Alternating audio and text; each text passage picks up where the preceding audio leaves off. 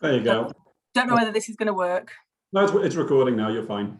Right. So let's start again. So tonight we're going to talk to Rene about the women's cycling scene, both in the UK and in Europe. So as you can see here, that's Rene in the background there. I've nicked the photo, sorry, Rene. And so basically what happened was with my club is a Racing Chance Foundation and we're a charity, and it was about one of the things that we wanted to do was to provide racing opportunities for women who weren't on the BC pathway. And when it came to doing that, Rene was kind of my go-to guy, really, because he's been doing this for quite a bit. He's been around the women's racing for quite a long time. He knows the right people, and he's well connected, and he's really good supporter of women's cycling. So I'll let Rene talk to you about who he is, but suffice it to say that I'm very protective about what my brands do, and I wouldn't have approached Rene if I didn't believe that he wasn't the right person to help us. So without further ado, Rene, do you want to just take over from here? Yeah, I can do. Now I have lost my desktop, of course. Hang on. Hang on. There we go. So yeah, firstly, I'm going to do about 10-15 minutes about what you need to do to race abroad. Some of you will have already raced abroad. Some of you might be interested in racing abroad. Some of you might want to try it, or some of you might even want to make a career living abroad and racing abroad. So I'm trying to cover a bit of everything. If I don't say something that you would like to know, just ask a question later on. And we will just try and take all the questions and just go from there, really. I've tried to keep it as broad as possible because everything I have done would not fit in 1 hour presentation. So there's a lot of knowledge that I have, and I'd like to share it with everybody. If you don't think of anything right now, you can always get in contact with Heather, and she can put you in contact with me if we're not already in contact, and I'll very, very, very gladly just help anybody with any questions they might have. So something about myself. I am originally from Holland. I moved here 16 years ago.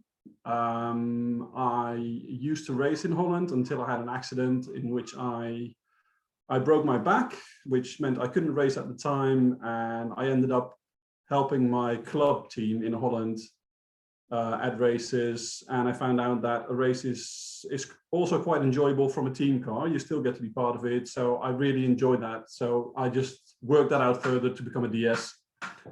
In 2006, I moved to the UK, where I had met my wife in Holland, but she was living in London, so I moved to London to live here. When I was in the UK, I got in contact with cycling teams, and the team that spoke most to me was a team called Fatbirds UK. I don't know if you know it. It's a piece of British cycling history. It was the first women's UCI team from GB, from the UK. So I worked with them, and I learned a lot of things on how to do things, also an awful lot of things on how not to do things. So why women's cycling? What I do, I'm not just a DS anymore. I've become a team manager. I am also a rider manager. At the moment, I'm trying to help junior riders from Africa to get to the World Championships in Belgium. So I do a lot of things in cycling, and like I said, I just try to help everybody as best as I can. And I've just made my career out of that. Was that me? It probably was. Oh yes, I got a warning that in 15 minutes I have a presentation. Yes, that's you, Heather. So why women's cycling? I chose to work in women's cycling, and I've solely focused on women's cycling because at the time when I started working in women's cycling, there wasn't the opportunities that there was for men's cycling. Men's cycling has got a lot of races. They have a lot of sponsors. They have a lot of opportunities to develop. Whereas women's cycling in the UK in 2006 was virtually non-existent, and I think Heather can confirm that. There was very little for women. So I wanted to help and develop the sport with my knowledge that I had built up. Right, I think I'm going to go to what is involved in going abroad, because I assume that is what everybody wants to know, really. Yes, please. It used to be a bit more straightforward. It's got a bit more complicated in the last couple of months, unfortunately, but there are still a number of things that you need to do to go and race abroad. Firstly, you will need to have a letter of authority from British Cycling. I don't know if everybody has ever had to get one. Gemma, you definitely have had to have one for racing in Belgium. It's a free letter. You can just send an email to British Cycling. They will give you the letter. The letter is valid for the entire season, so you only have to do it once, but you have to make sure that you have one for every country that you're going to race in. If you do not have a letter for the country that you want to race in, you cannot race. They will refuse you at the start line, because for them it's an insurance policy that to say this rider is capable of riding a race, we say they can actually compete in your races. So that's a very important one. Secondly, individual countries have got different ways that you need to register in the country. So I'm going to focus on Belgium and Holland mostly, because they are just the closest to the UK. It's the easiest to get to for us from where we are based. In Belgium, they actually have a very good, clear system. You will need to register as a foreign rider on the website of cycling.vlaanderen. That's cycling in English, and then .Vlaanderen, VLAANDEREN. This is the website for the Flemish Cycling Federation, and there you can register as a foreign rider who wants to race in Belgium. If you do this, all you have to do from then on is just sign in on the website, and you can choose all the races that you would like to do, and all you have to do is just click on it, and they will send the registration to the race organizers. Again, this registration is free. But again, you need to have it, otherwise you can't race in Belgium, because if you're not registered with the Flemish Federation, you cannot race there. Holland is a bit different. In the Netherlands, you do not need to register at all. You are, though, required to have a timing chip if you want to race in the Netherlands. So you will need to take out a subscription for a timing chip, which is about €35 for a year, so say about £30.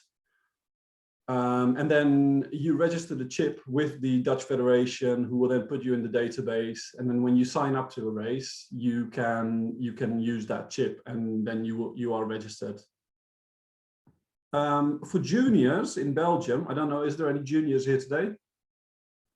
Yeah, juniors in Belgium, you need to have a calendar card. It is just a simple letter. It costs £10 or £15. You need to order it with British Cycling. What it effectively is, it is a piece of paper with every week of the year on it. And this is to make sure that junior racers don't race too much. As a junior, you're only allowed to race 3 times a week in Belgium and 5 times in 2 weeks. It's not so much an issue for junior women. It's more for the junior men, because they can do 2 races in a day otherwise, and they want to stop people from racing too much and doing too much damage to their body. So you need to have one of those, and you will have to have it signed at the sign-on every time you go to a race in Belgium. Even if you're racing elite races, which you can do as a junior in Belgium, as long as you ask for permission from the organizer, you still need to get your calendar card signed, because they want to keep track of how many times you race. As I said, in Belgium, the registration is just through the online portal. So once you have registered with Flemish Cycling Federation, you can just go on the website, click on the race, and it will automatically put you in your registration in with the organizers. You don't have to pay an entry fee at that point, and you only have to pay an entry fee when you do show up. And I think, top of my head, Gemma, not if you remember this, if I remember this correctly, it's 10 euros entry, out of which you get 5 euros back when you hand your numbers back in. So the total entry fee is 5 euros. And that is for every race in Belgium, pretty much the same. Sorry, I think they changed that really recently. It's like the tiniest amount, but if you're not in a Belgian team, then it's, I think it was 12 or 13. Oh, yeah, that's right. Yeah, they changed that. Yeah, but if you are, then you do the standard 10. So yeah, no, that's absolutely barely any right. difference. Yeah, I think there's a 2 or 3 euro penalty for being a foreigner, I think. Yeah. So it's only like 8 euros, which is barely anything anyway compared to here. Yeah, exactly, absolutely. No, you're absolutely right. Thank you for reminding me, Jane. Thank you. So in Holland, you do have to register for races as well, except you can't do it on their website. What you have to do is go to the calendar, find the race that you want to go enter, then find the email address for the race organizer. Then you have to email them, and they will have to confirm by email that you can enter. It's a lot more complicated. It involves a lot more effort from yourself to actually get in the races. But again, the entry fee is usually 4 or 5 euros in Holland. You can in both countries enter on the line, but as a foreign rider, that makes it more complicated. So I definitely suggest that you do register beforehand, because then you're guaranteed to be able to start. Right. Now the bit that has changed because of Brexit, there's a lot of new rules and regulations for cyclists, unfortunately. You can't just get on the Eurotunnel and drive across anymore like we used to. You now need to declare everything that you are going to take out of the UK and are planning to bring back in again. There's 2 ways of doing it. The easy way, or the easiest way, is to use a carnet, which is basically a form that you will have filled in by a specialist company. The cost for this are around 300 euros. On this form, you need to fill in everything that you think that you will possibly need to race your bikes in Europe, because the list is for the entire year. If you want to adjust the list, then you have to pay a £70 administration fee to get the list adjusted. So you really would need to plan well in advance for everything that you think you might need at some point during the year. On top of the £300 that you pay for the carnet, there's also a up to 40% deposit on the value of the goods that you are taking. So say you're bringing your £5,000 bike, just as an example, you might have to pay £2,000 as a deposit. And because the carnet is valid for 12 months, that deposit will be away for 12 months. You will only get it back after the 12-month period. The second way of doing it, and the more cost-efficient way of doing it, is by means of a duplicate list. And a duplicate list is pretty much like a carnet, except you do it yourself. You don't have to pay a fee for it. You need to have a description of all the goods that you are bringing with you. You need to have a description of the goods. You need to have how many of the goods you're bringing, so how many wheels you're bringing, how many bicycles, how many everything. If it has its serial number, so when you come back, they can check if you're bringing back the same bike, bringing back the same wheels, bringing back the same helmet. That all needs to be on there, and the value of goods. And again, as with the carnet, you might have to pay up to 40% deposit when you leave the country. And this will have to be paid when you are going out of the country. It's not necessarily that they will charge you 40%, but it can be up to 40%. So just keep that in mind when you're going abroad, that you have enough money in your account that if they stop you and they want you to pay that you have it, because otherwise they can just stop you and tell you that you can't get out of the country, or you might have to leave your bike behind. So when you get to customs to go through with the duplicate list, you will need to provide 2 copies of the list, and then you need to fill in a form that you can download online as well on the Gov.uk website. That needs to be filled in completely, and you also need to call the border patrol beforehand to say when you are traveling, so that they can take time out to inspect your list and all the goods that you're bringing to see if you are actually taking out what you are saying that you're going to take out. And then, of course, when you go back, you have to do that all again, because they will have your hand in one of the 2 lists. They will keep that for when you come back. So when you come back, they will check that list against the list that you have with you, make sure that the list is the same and all the goods that you have with you are the same. So it's a very lengthy process, but it's free. And you can do this on a trip-to-trip basis, so you don't have to think for the entire year in advance what you're going to bring. Now, the final thing that we currently have to deal with is COVID restrictions, which is also a fun subject, because at the moment it's really simple. No cyclist can race outside the UK apart from riders that are on UCI teams or registered with foreign UCI teams. Otherwise, you're just not allowed out of the country by British Cycling, because you need to have elite status to travel to Europe, and only UCI registered riders will get that.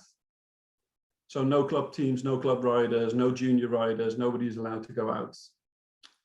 But that's fine, because at the moment there are no races for anything but UCI teams anyway. So there's only UCI races in Holland, Belgium, France, Germany, Spain, until at least the end of April. That's when they will reassess it. It might be that I've heard that Belgium is considering not to do anything until July. So you might not be able to race in Belgium until July by the earliest. So that's the COVID situation. Then thanks to Brexit, we now also need visas, which is also fun. Any British person without dual nationality can spend up to 90 days in the EU. And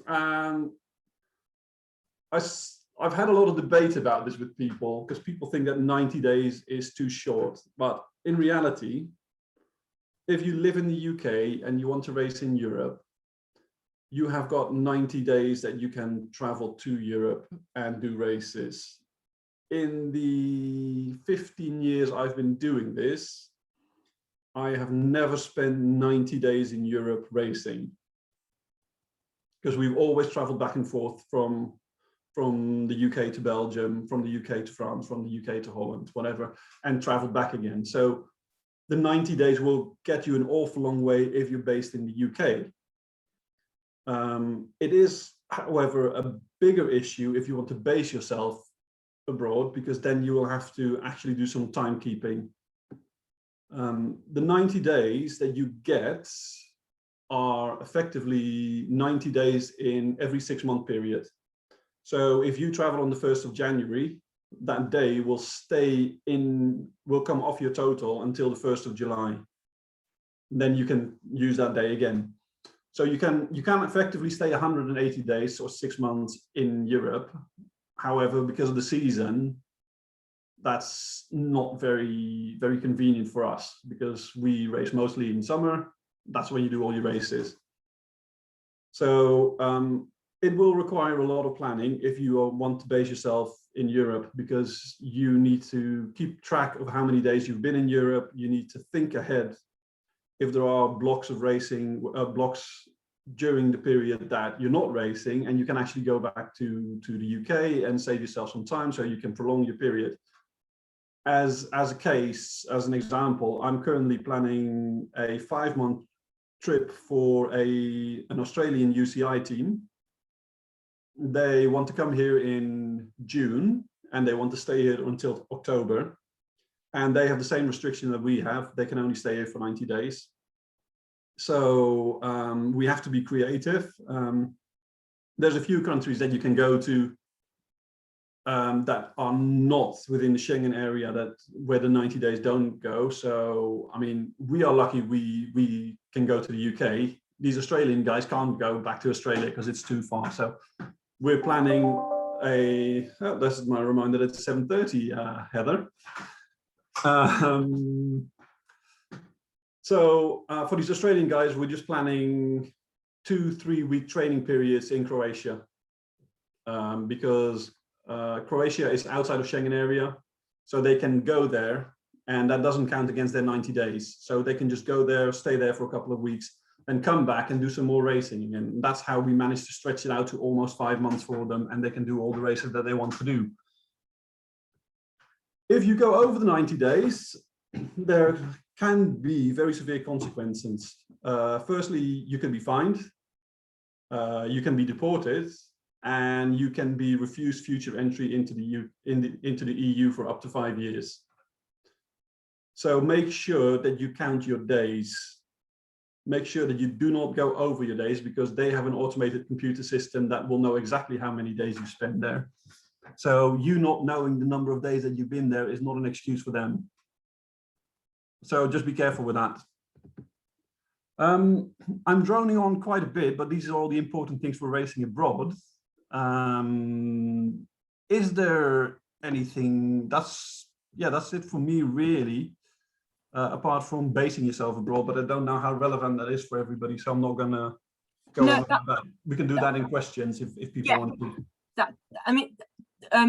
That's been really helpful, Rene, because to be fair, even those of us that have got some connection with BC I don't think anyone's really particularly clear about the 90 days and about how we move about and things like that. So that's been, and your point about making sure that you don't go over the 90 days, that's brilliant advice, because that's the last thing you want, isn't it? Being stuck for being deported and then not being able to travel back for 5 years. That's potentially somebody's career over. So it's your career over. It's also the end of your summer holidays. Yeah. That's, by the way, also a good point. Keep in mind, if you want to go on summer holiday with your family, that counts against your 90 days as well. So even if you want to go 2 weeks on holiday, put that in a spreadsheet, make sure that you count your days. And also make sure that you keep in mind when you travel, the days start counting the moment you go into the EU. So for them, it doesn't make any difference if you enter the country 5 past midnight on one day or 5 to midnight. That still all counts as the same day. So you have got, it counts as a full day regardless. So the day you arrive counts as a full day. The day you leave also counts as a full day. So don't make the mistake of not counting those days. Even if you're only in the EU for 5 minutes on the day, it still counts as a full day. Fabulous. Or not, as the case may be. Okay. It is what it is, and we just all have to deal with it. It is. We've just got to, well, I know everyone's been going on about the new normal for the last 12 months, but that is going to be our, from a racing perspective, that is going to be the new normal, isn't it? So we just have to. I mean, I've spent a good 3-4 weeks trying to figure everything out, just to make sure that I know exactly what is going on with everything. So when somebody asks me the question, I can tell them this is what's happening, this is what you have to do this, and then you're fine.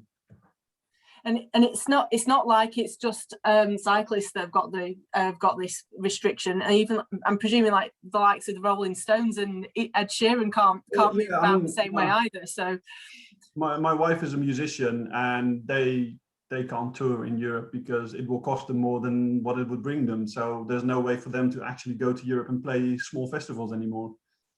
So it is the same for everybody. It's not picking on cyclists, it's not picking on British, it's the same for everybody. Like the guys from Australia, the guys from the US, the guys from Canada have had to do this for years and years and years, and they have got the same restrictions, and they don't have the benefit of a 1-hour trip on a ferry to get across out of the EU.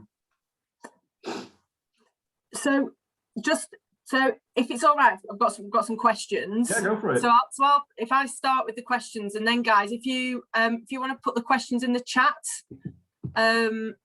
or raise your hands, just, and then you can ask that direct, that's fine. So if on the basis that we're going to have some restrictions now going to Europe, I think it's probably worthwhile spending a bit of time just talking about the UK scene and sort of what your opinion is about well, I suppose twofold. But firstly, do you have to ride in Europe? And secondly, if you don't have to ride in Europe, what's the best way to move up the ranks whilst riding in racing in the UK? Is it necessary to ride in Europe? It's not necessary to ride in Europe. I do think it's a good learning experience, though.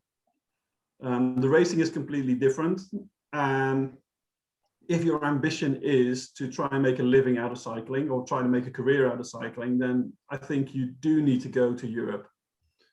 Do you need to be based in Europe is the bigger question, I think. I don't think you need to be based in Europe full time. I really don't. The approach I've always taken with my teams is to just have people based at home, do the normal day-to-day thing, go to work, go to school, go to university, whatever, do that. And then on the weekends, we travel to Europe and we race, and you get the experience anyway. So I don't think it's necessary to base yourself in Europe. I think it is necessary to race in Europe, though. So just leading on from that question then, if you're saying that you need to be based in the UK, if you can't speak the language, mm-hmm. Is that going to be a barrier for you?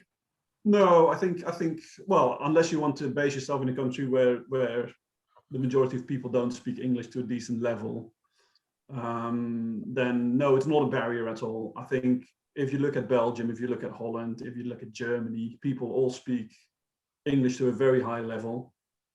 And you can perfectly base yourself in one of those countries or race in one of those countries. I think you'll find that the peloton in, say, Belgium in a Kermesse is mostly speaking English now anyways, because there's so many foreign riders who are based in Belgium. It's predominantly English, and you will pick up the Dutch words that you need to know very, very quickly, because they will shout them at you very, very loudly. Yes. Okay, thank you very much. What do you think are the main differences between the UK races and the races in Belgium, Holland, etc.? It's I was going to say the speed, but it's not even the speed. I think it's the intensity. It's really, really intense, and it's really intense from the gun. It's basically a big battle to stay at the front for the first 50, 60 kilometers. And then you have another 50 or 60 kilometers of trying to hang on and get to the finish line. And it never slows down. It just, depending on who's racing, because I mean, some of the Belgian races, you will have smaller fields, but the bigger Belgian races, you will have 150 riders at the starting line. And guarantee that about a quarter of those riders are from UCI teams. So they want to race hard, they want to race fast, because even if they use it as a training race, they still want to make it a training race that simulates racing at a UCI level. So it just goes fast, it goes hard. And I think that's the main difference. I think it's the size of the field and it's the intensity, the constant battle to stay at the front. So just thinking about that then, so like whilst I think the women's scene has developed over the past 10 years or so, and it is getting better. And we've now got a junior women's series for the first time, and we've had that for a couple of years now, but that junior women's series is starting to be more road based rather than circuit based, so that's which is great.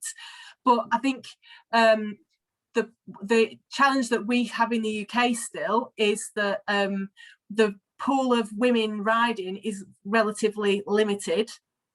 isn't necessarily at that level of the UCI level. So if you are, if you have ambitions of racing abroad, but actually when I mean racing, I mean actually sort of being able to stay with it and featuring in that race, not just starting on the actually trying to make an impression. What can you do in the UK to prepare you for racing like that abroad? I think if you want to do well in these races, you need to be able to race at national series level. And you need to be able to finish in the top 15 at a national series level. I mean, you don't have to have finished at the top 15, but you need to be able to do it. You know, because I mean, there's always circumstances where you might or might not make top 15, but you need to be able to ride at that level. I think if you can do that, then you're able to follow the race in Belgium, in Holland, and it's through experience that you get better. So, yeah. Okay. So we had Emily Nelson a couple of weeks ago talking to the riders, and one of the things she said was that the first year she rode in Belgium was just awful, and then the second year she kind of got head together a bit, and then kind of understood that she can't win everything, and just to use it as a development experience. So that's that kind of like ties into what you're saying there, doesn't it? Well, I mean, the bit that I had about basing yourself in Belgium, actually, I was focusing very much on the fact that if you base yourself in a different country, it's very much okay to not be okay. Yeah. A lot of riders, and this comes back to the question about, do you need to speak the language? Although you don't need to speak the language, you have to appreciate that you're going to be in a foreign country where you don't know anybody, on your own, and you don't speak the language. So of course you're not going to feel great all the time. It's just how you deal with it. And I think different riders respond differently to it. I've seen everything from riders just going partying every night just so that they have social contact. I've seen riders just locking themselves in their room in a house in Belgium, not speaking to anybody because they just feel sorry for themselves. And I've seen riders just develop eating disorders and other mental health issues because they just can't cope with it. They don't know how to deal with it, and they don't want to fail because it is a big investment, not just of your time. It's a big investment of money as well. It's not cheap to do, and people don't want to fail. But my personal opinion is, and people may disagree with that, I have no issue with that, but my personal opinion is, you're not failing if you admit that you're struggling with it. It is difficult on your own in a different country, and it's important that you talk. It's important that you talk to people about that, because you fail them more if you don't talk to people and then develop all sorts of mental health issues that will take a lot longer to deal with than any small issue you might feel is a very big issue when you're on your own. So I think it's important that people remember that it's okay not to be okay, but you have to talk about it. And yeah, and I mean, I know from personal experience how difficult it is to live on your own abroad. I've done it, so it's not, and I could kind of speak the language, so it is a lonely place, and I think that was one of the things that the reason why you've taken teams for us is because I didn't want to be responsible for riders going on their own for exactly that reason. Maybe I'm soft, but that's just that's how I would. I don't think anybody is soft. I think it's just hard, and you just. Well, especially at that age as well, you know, it's like I think I'd struggle even now at my age. But but when I was 20 when I was living abroad, so and it was just horrible. I nearly bankrupted myself. It used to cost me a fortune to come. I came home every 3 weeks. It was awful. I've been living abroad for 16 years now. You're married now, though, Rene.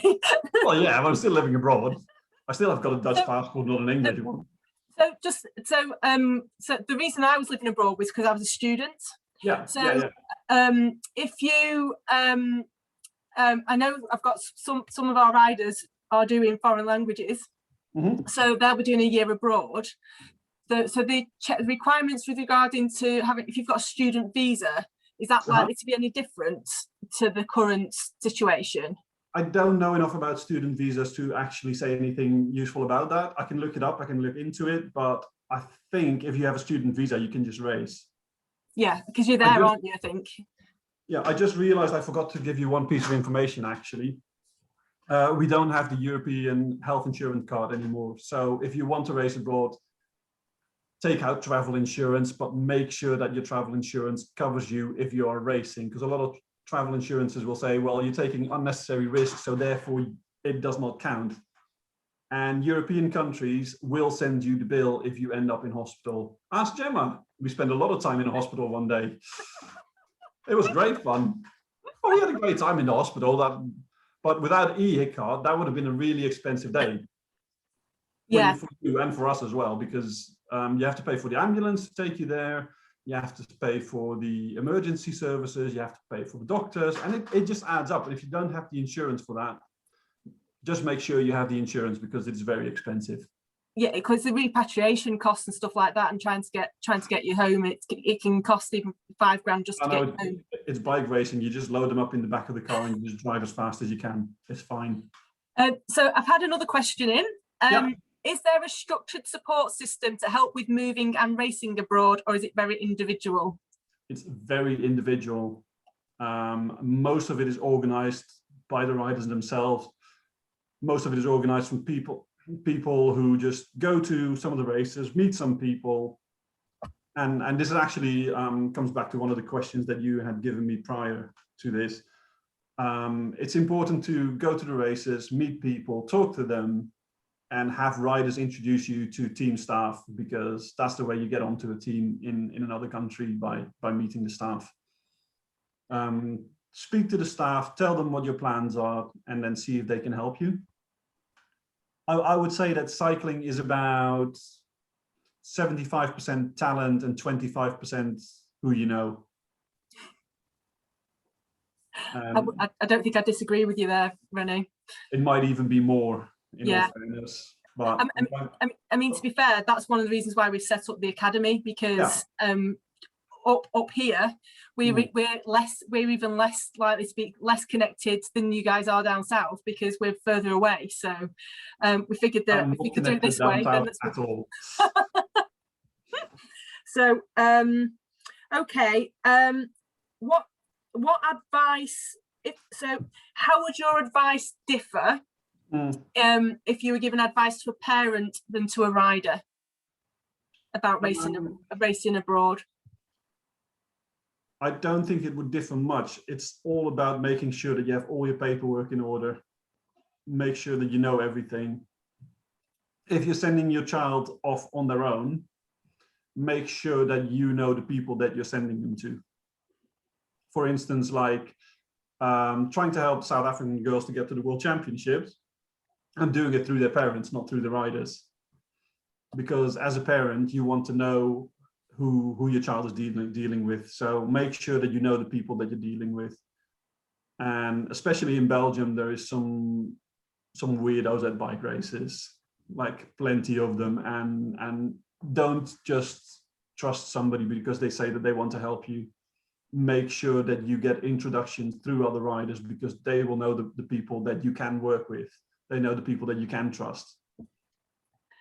And I suppose that goes on then to, because I've heard stories of riders who haven't been treated particularly well, and it's so if you find yourself in that situation, which is, cycling does attract some odd people that we perhaps wouldn't want to encourage. Those. I mean. What would be your advice for if you found yourself in that situation? If you find yourself in a situation that you're not comfortable with, is just get out of that situation regardless. I mean, there is people out there that don't have your best interest at heart. They have their own best interest at heart. And I mean, even if you're with a team, the people that are helping you will probably not have your best interest at heart. They will have the team's best interest at heart. So make sure that you can just get out of the situation as quickly as you can if you're not comfortable with it, because your personal well-being is way more important than a few bike races.